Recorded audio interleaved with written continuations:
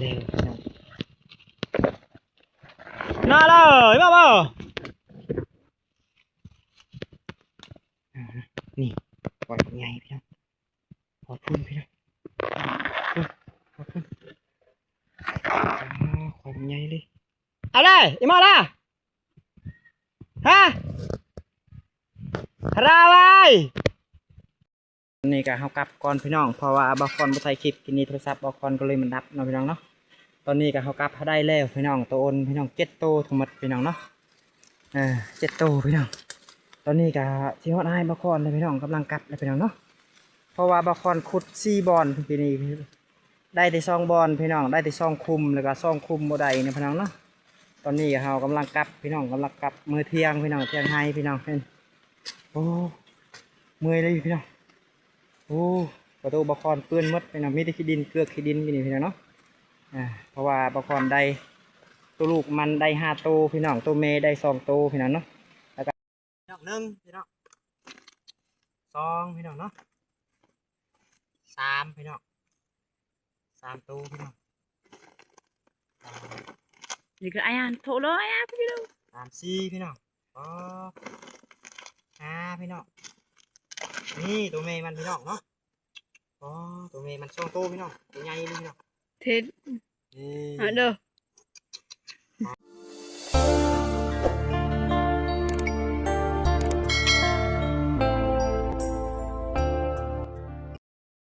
ขอกราบทักทายสบายดีสวัสดีพ่อแม่พี่น้องมัวFC พังลาวพังไทยต่างประเทศพี่น้องเนาะ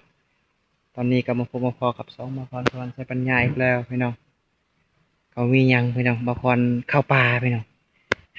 เรียกว่าของกินแล้วเนาะตัวอ่อนพี่น้อง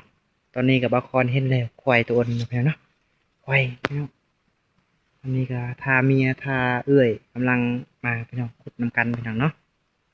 ตอนนี้กับบางคนเห็นแล้วควายนี่เด้พี่น้องปอดบักใหญ่พี่น้องเนาะบักใหญ่เลยพี่น้องเอาดูน้ำกันเนาะจะหน่อยเนาะได้หรือบ่ได้พี่น้องตามน้ำกันนะพี่น้องเนาะนี่เห็นแล้วพี่น้องน่าเลยมาบ่นี่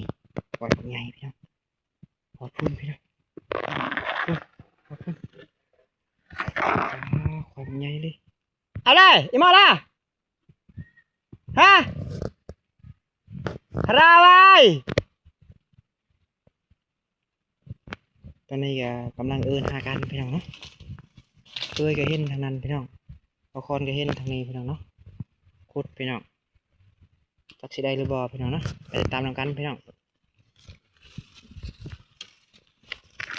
กวดเบิ้งยันเซ็กเบิ้งยันมันออกพี่น้องคันออกนี่ขุดบ่ได้พี่น้องเนาะยังบ่ออกพี่น้อง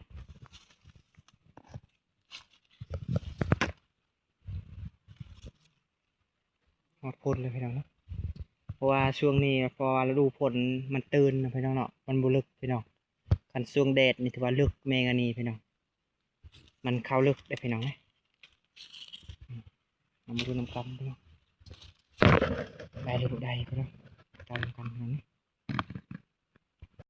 นี่ก็เขากลับก่อนพี่น้องเพราะว่าบางคนบ่ถ่ายคลิปกินนี่โทรศัพท์บางคนก็เลยมันดับเนาะพี่น้องเนาะตอนนี้ก็เขากลับเขาได้แล้วพี่น้องตัวอ้นพี่น้อง7 ตัวทั้งหมดพี่น้องเนาะ7 ตัวพี่น้องตอนนี้ก็ที่ฮอดให้บางคนเลยพี่น้องกำลังกลับเลยพี่น้องเนาะเพราะว่าบางคนขุด4 บอนปีนี้ได้แต่2 บอนพี่น้องได้แต่2 คุมแล้วก็2 คุมบ่ได้เนี่ยพี่น้องเนาะตอนนี้เขากำลังกลับพี่น้องกำลังกลับมื้อเที่ยงพี่น้องเที่ยงให้พี่น้องโอ้เมื่อยเลยพี่น้องโอ้ประตูบกรเปื้อนมดพี่น้องมีแต่ขี้ดินเกลือขี้ดินพี่น้องเนาะเพราะว่าบกรได้ตัวลูกมันได้5 ตัวพี่น้องตัวเมย์ได้2 ตัวพี่น้องเนาะแล้วก็2 หูมันออกแล้วพี่น้องแล้วก็ย่าง2 หูบกรได้กินนี่พี่น้องขุดจนเมื่อยพี่น้องเนาะคนทีมงาน2 คนเมียกับเอื้อยเมื่อก่อนพี่น้องเบิ่งกระต้นโตเขาเปื้อนมดขุดโอ้ยเพราะว่าหูหนึ่งมันมี4 ตัวหูหนึ่งมันมี3 ตัวทั้งหมดนะพี่น้องเนาะบรรยากาศไปอยู่ห้วยพี่น้องกำลังขึ้นไห้พี่น้องเนาะนี่คนโอ้กระโตเอื้อยเปื้อนขนาดพี่น้อง หมดนะพี่น้องบอคอนกำลังกัดพี่น้องประตูบอคอนเปื้อนกำลังเปื้อนให้พี่น้องประตูเปื้อนหมดพี่น้องเนาะโอ้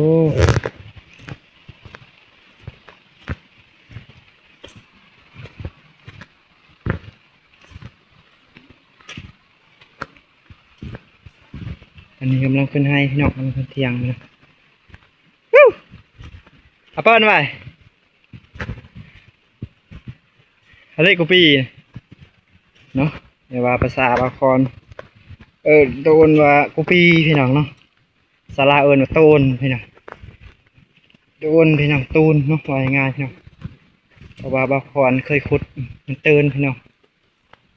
ได้เป็นอาหารพี่น้องพี่น้องเนาะมือเพื่อนพี่น้องพี่น้องแต่อยู่นั่นเลยบาคอนขุดอยู่ปลาเรา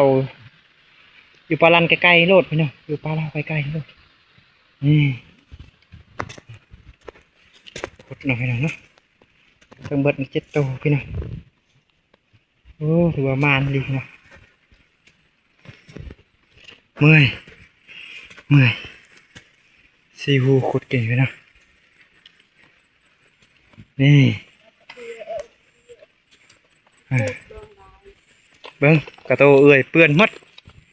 โอ้ขุดอ่อนนี่เกลือขี้ดินนี่เบิ้งจกส่วนเปื้อนมัดพี่น้องนี่อ่อนอยู่ทองยางเลยฮะเล็กก็คือฮะเล็กก็ปีปึ๊บฮะเล็กนี่อ่อนพี่น้อง7 ตัวทั้งหมดนะพี่น้องเนาะนี่พี่น้องอ๋อตัวอ่อนหลายเลยพี่น้อง7 ตัวพี่น้องพี่น้องตัวเมย์2กับลูก3ลูก5พี่น้องพอคักเลยพี่น้องไปกลับก่อนเลยเนาะตัวอ่อนพี่น้องตัวอ่อนโอ้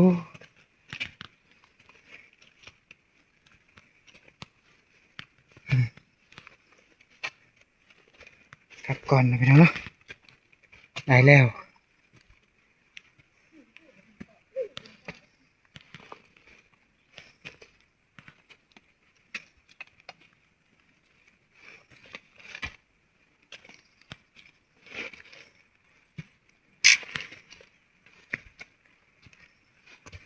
กำลังกลับเที่ยงพี่น้องนี่วันนั้นเล็บบอคอนขุดกับพี่น้องเนาะโอ้